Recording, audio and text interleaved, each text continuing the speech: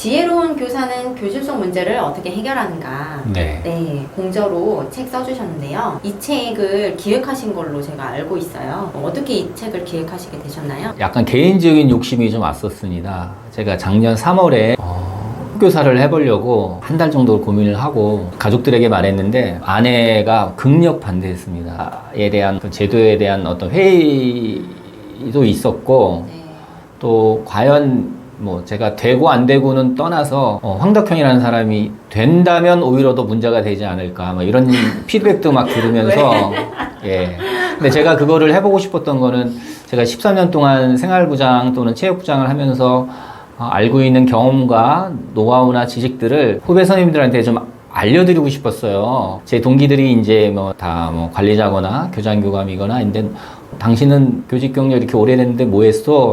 수석교사 그런 것들이 좀 생각이 났어요. 그 부분을 이제 한 달을 고민하다가 결국에 포기하게 되고 같이 책을 쓴 이제 친구가 너는 책도 좋아하고 글 쓰는 데 관심이 많으니까 너가 하고 싶은 이야기를 후배 선임들에게 들려주고 싶은 이야기를 차라리 책을 써봐라 하는 그런 이야기를 들었어요. 그 다음에 진지하게 제가 쓰고 싶은 이야기들을 쭉 정리해 보니까 한 60가지 리스트가 나오더라고요.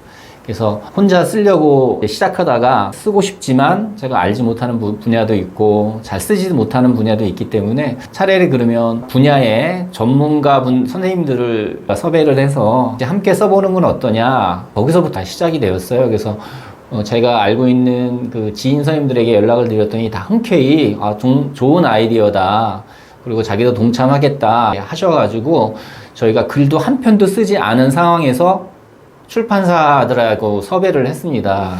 예, 기획안만 가지고. 그거 쉽지 않은데요. 네, 기획안만 가지고 조건은 선인세를 먼저 줘야 된다. 우리가 활동할 수 있어야 되니까. 글도 없는데. 네, 글도 없는데.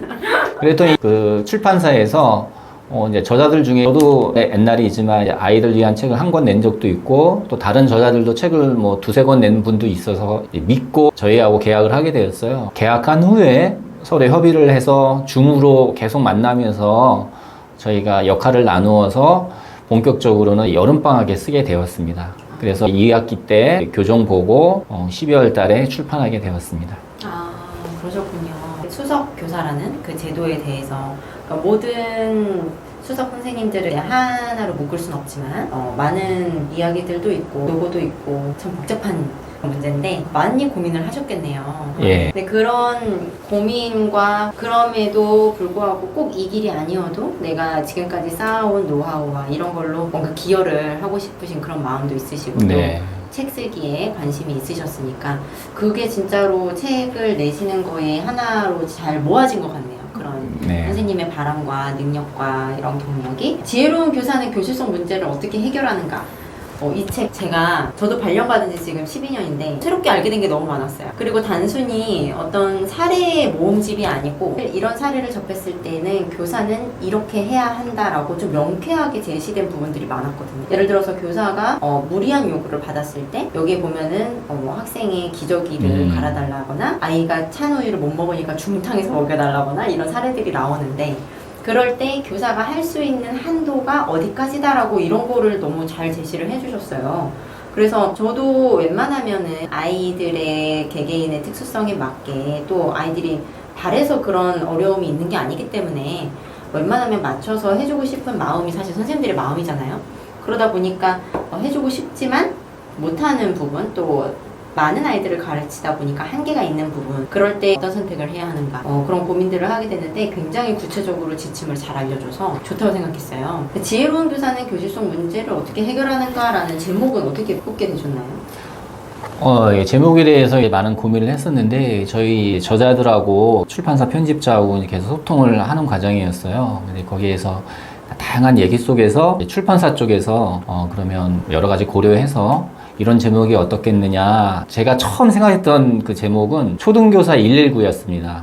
긴급한 상황에 그냥 안창고처럼 응급처치 해줄 수 있는 컨셉으로 제가 기획을 했기 때문에 원래는 초등교사 119였고 초등교사 나침반, 초등교사 내비게이터 등등 그 중에 그러면 우리 교실 속 문제 나름대로 자기만의 지혜를 하나 만들어가는 건데 이런 얘기 하다가 출판사 쪽에서 그럼 지혜로운 교사는 교실 속 문제를 어떻게 해결하는가 제안을 주셔가지고 저희가 동의를 해서 그런 제목을 갖게 되었습니다. 네, 제목 되게 잘 지으신 것 같고 또 이 지혜라는 게 단순히 그 한 사람의 가치관과 한 사람의 관록이라고 하죠. 그런 데서만 나오는 게 아니고 근거 있는 지혜예요. 되게 교사가 실제로 활용할 수 있는 제도에 대한 안내도 잘 되어 있고 관련 법을 쉽게 설명해 주신 것도 있고요. 이 목차를 보면은 문제 사례들이 나오거든요. 그 사례들과 비슷한 상황이나 아니면 내가 궁금한 거를 가서 그 부분만 잘 읽어봐도 알게 되는 것들이 진짜 꽤 많더라고요. 네. 챕터도 학급 운영, 생활교육, 교권 침해, 학부모 관계, 교사의 학교 생활, 법률 대응 이렇게 파트가 체계적으로 여러 면을 잘 아우르게 구성이 된 것 같아요. 자꾸 말을 하다 보니까 제가 이 책 홍보하려고 하는 것 같은데 진짜로 책이 좋은 것 같아서 제가 직접 이렇게 말씀을 네, 해드리게 고맙습니다. 되는 거예요. 네, 여러 선생님께서 쓰시다 보니까 요 지은이에 들어가신 분들이 교사도 있으시고 또 전문 상담가도 있으시고 직업도 좀 다양하세요. 그래서 좀 더 전문적이고 균형 잡힌 시각으로 공저다 보니까 이런 책이 나왔을 것 같은데 공저를 하시면서 느끼셨던 좋은 점, 또 어려웠던 점 있으시다면 어떤 게 있을까요? 네, 먼저 좋은 점 말씀드리면 나 혼자만의 생각이 아니라 내가 이렇게 계획을 이제 해서 보여드리면 풍부한 피드백을 받을 수 있어서 책 능이 좀 더 풍부해질 수 있다는 좋은 점이 있었고요. 두 번째로는 자기가 써야 되는 분량이 6분의 1로 줄어들잖아요. 부담감이 많이 적었습니다. 그 두 가지가 좋았습니다. 조금 좀 어려웠던 점은 6명이 한꺼번에 쓰다 보니까 이제 중복되는 에피소드가 있을 수 있고 서술의 방법이 다 다르기 때문에 문체가 다 다르기 때문에 일치시키는 부분 그런 부분도 좀 있었고요. 제가 이제 원고를 검토하면서 제가 갖고 있는 생각이 있고 또 다른 선생님의 원고를 제가 보면서 이건 내 생각하고 좀 다른데 합의점을 찾아가는 부분 좀 어려운 점이 있었습니다. 네, 그런 어려운 점이 있다 보니까 사실 이신 분들은 좀 어려우셨을 것 같지만 덕분에 독자들은 조금 더 균형 있는 그런 책을 접하시게 되신 것 같아요. 네, 그럴 수도 있을 네, 것 같아요. 네. 맞아요. 제가 이 질문을 드린 이유는 저희 구독자분들이나 제 채널을 보신 분들이 또 제 책 읽으신 분들이 책을 쓰고 싶은데 어떻게 해야 될지 모르겠다라고 질문하시는 분들이 되게 많아요. 그래서 그런 분들이 공저로 이제 시작을 하시고 이미 다른 책을 내신 분도 이런 공저의 장점 활용을 하시면서 자신의 능력을 활용을 하시는 방법을 찾아가시는 것도 좋은 것 같네요. 네. 네. 그러면 책에 대한 독자의 반응 어떠셨나요? 좀 선생님께서 인상 깊었던 리뷰나 반응 이런 게 있었나요? 네, 뭐 서평에 올라온 것 한번 찾아봤더니 제가 다 기억을 못해서 여기다 해봤는데 네, 준비해 오셨어요. 근데 어느 선생님이 쓰신지는 모르겠는데 네. 이분도 되게 힘든 한 해였는데 네. 휴직하고 복직할 때 어려운 상황에서 내가 어떻게 대처해야 될까를 배울 수 있어서 좋았다고 하는 그 댓글이었어요. 근데 여기에 이 선생님이 쓰신 글 중에 꽤 많이 남은 나의 남은 교직 생활을 지혜롭게 살아 그러면 어떻게 해야 될까 이런 고민하던 차에 이 책을 발견했다. 자신과 비슷한 경우에 내가 어떻게 해야 될까를 사례로 잘 알려줘서 많은 도움이 되었다 이런 얘기가 있는데요. 이분이 쓰신 거를 정확하게 말씀드리면 아이에게 욕을 들으며 얼마나 참담했을지 그 선생님의 마음이 그려지면서 마음이 아팠다. 한편으로는 이걸 어떻게 해결해야 지혜로운 걸까라는 생각을 갖고 계속해서 읽어나가게 되었다. 이런 좀 피드백이 있었습니다. 네. 네. 사례도 굉장히 구체적이고 사실 꼭 이 물건과 관련된 이 일이 아니더라도 비슷한 일들은 계속 네. 일어나잖아요, 사실. 네. 학교에서. 네. 네. 거기에 적용할 수 있는 그런 지혜가 담겨 있다고 느끼신 것 같아요. 굉장히 감명 깊으셨나 봐요. 진짜 길게 예. 본인의 일과 관련 지으셔서 느낀 점을 써주셨는데 감동이셨겠어요. 저런 정성 가득한 리뷰를 받으시니까 이 책에서 이제 저자로서 이 부분만큼은 좀 더 잘 활용했으면 좋겠다, 유심히 봤으면 좋겠다 하시는 부분이 있을까요? 한 가지는 이제 교사 우울증에 관련된 부분, 네, 교사의 학교생활 챕터에 있는데 교사 우울증에 관련된 부분을 쓰면서 또 제 경험과 결부시켜서 힘들었지만 그래도 다 쓰고 나서 이제 보람도 느끼고 이런 부분을 저 아닌 다른 분들이 좀 더 심도 있게 연구해서 우리 교사들에게 도움을 줄 수 있는 정말 훌륭한 자료가 더욱 나왔으면 좋겠다 이런 생각이 들었고요.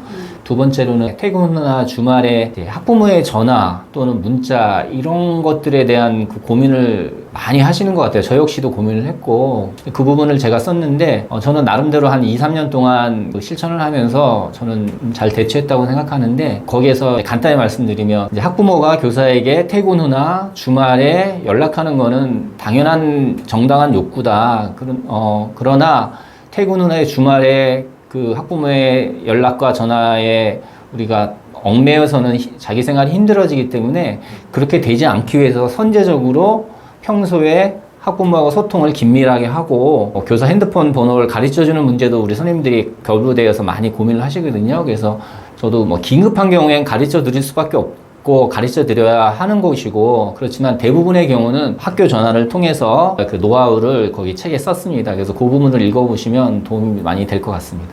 네, 선생님이 그 부분을 쓰셨군요. 왜냐면 저는 선생님이 쓰시는 부분인지 몰랐고 접어놓은 부분들이 있어요.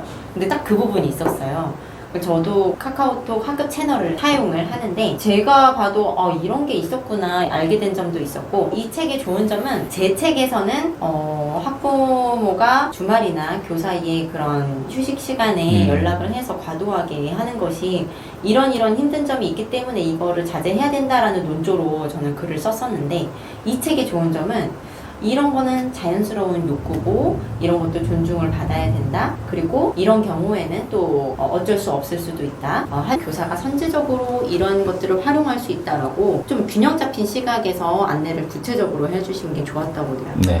네. 저도 학부모님들하고 연락을 주고받다 보면은 지금 이 시간에 연락하시는 게 되게 이해가 되고 괜찮다고 느껴질 때가 또 있거든요. 사람들 간의 일이니까. 마인드적으로는 조금 더 편안하게 받아들이면서 자신의 생활도 지킬 수 있는 구체적인 활용 방법들을 이 책을 보시고 활용해 보시면 좋을 것 같습니다. 네. 책을 집필하신 후에 선생님에게 있었던 변화 뭐가 있을까요? 우리 송원자 선생님 제가 알기로는 재작년에 책 출판하시고 다양한 경험을 많이 하시고 또 여러 원고도 쓰시고 그런 것 같은데 사실 저는 그런 건 없었습니다. 없었지만 그 대표 저자로서 2세 책도 나오게 되면서 제일 첫 번째로는 어떤 자신에 대한 긍정적인 내가 이런 경험도 했구나 교직 생활하면서 하는 그런 부분들이 제일 크지 않을까 했었고 뭐 지금 선생님들 이렇게 만나서 유튜브 찍는 것도 하나의 뭐 이 책 이후에 저의 새로운 경험이라고 볼 수 있습니다. 네, 특별한 건 없었습니다. 네.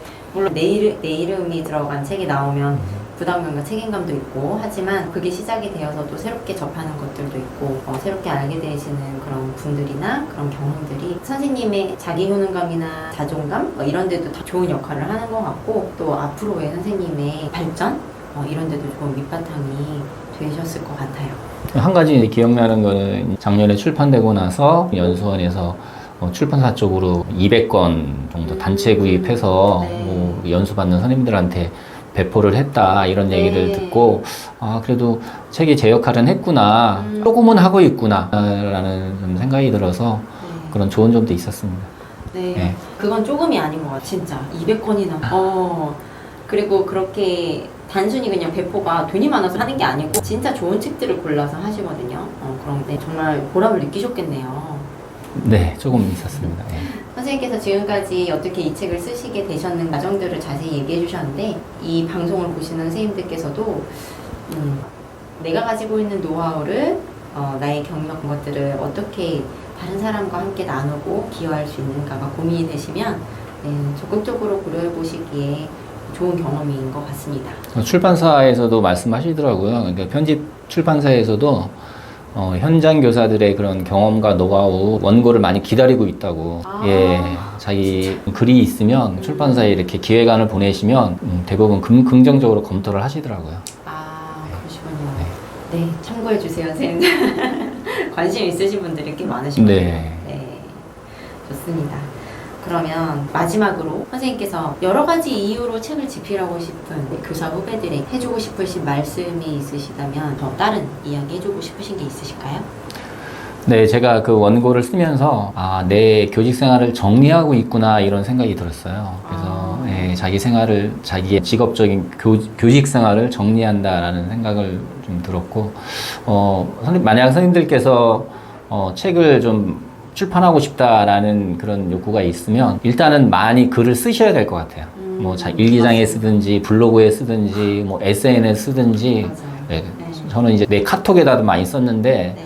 예, 자신의 카톡이라든지 뭐 블로그라든지 이런 것들 그래서 일단 분량이 많게 이 얘기 저 얘기든 개인적이든 뭐 학교에 관련된 거든 이야기를 많이 쌓아 놓으시면 그 중에서 추려서 하나의 컨셉을 잡고 글을 정리하시면 지금 뭐 자비 출판도 있잖아요. 네. 그런데 다행히 교육 관련 출판사들이 많기 때문에 글만 좋다 그러면 우리 송은유 선생님처럼 큰 출판사에서도 우리 현장 교사들의 글을 많이 기다리고 있습니다. 네. 예, 도전해 보십시오. 네, 감사합니다. 진짜 맞는 말씀이신 것 같아요. 저도 2017년부터 블로그를 했거든요. 그래서 2019년에 책을 쓸 힘이 있었던 것 같아요. 그리고 지금 제 블로그에 글이 1000개 정도 됐어요. 진짜로 많이 써야 늘고 그런 컨텐츠가 모입니다. 너무 중요한 말씀 해주셨어요. 꼭 참고해주세요. 오늘 이렇게 황덕형 선생님 모시고 33년차 교사로서 후배들과 나누고 싶으신 이야기 진솔하게 나눠봤는데요. 그리고 선생님께서 공저자로 기획하시고 써주신 지혜로운 교사는 교실 속 문제를 어떻게 해결하는가에 대한 이야기도 나눠봤습니다. 선생님 어떠셨어요? 네, 되게 즐거웠습니다. 지금까지 즐거웠고 감사합니다. 저는 이제 이런 영상을 찍어본 건 처음인데 네. 이렇게 하는구나 예, 이런 것도 잘하셨네요. 예, 알 수 있어서 너무 좋았고요. 그리고 얘기를 이제 기회가 없어서 못했는데 우리 교직은 특히 우리 초등학교는 우리 선생님들, 우리 교사들이 자신의 관심사, 자기가 좋아하는 것들을 마음껏 펼칠 수 있는 그런 공간과 기회가 아주 많습니다. 그 공간과 기회를 찾으시면 보입니다. 꼭 그런 공간과 기회를 찾는 여러 선생님들이 되셨으면 좋겠습니다. 네, 너무나 중요한 말씀 해주셨어요. 33년 차가 되어도 교직의 매력을 느끼시고 교직의 매력 있는 구석들을 잘 찾으라는 조언을 해주셨습니다. 오늘 좋은 말씀 많이 해주셔서 너무 감사합니다. 네, 감사합니다.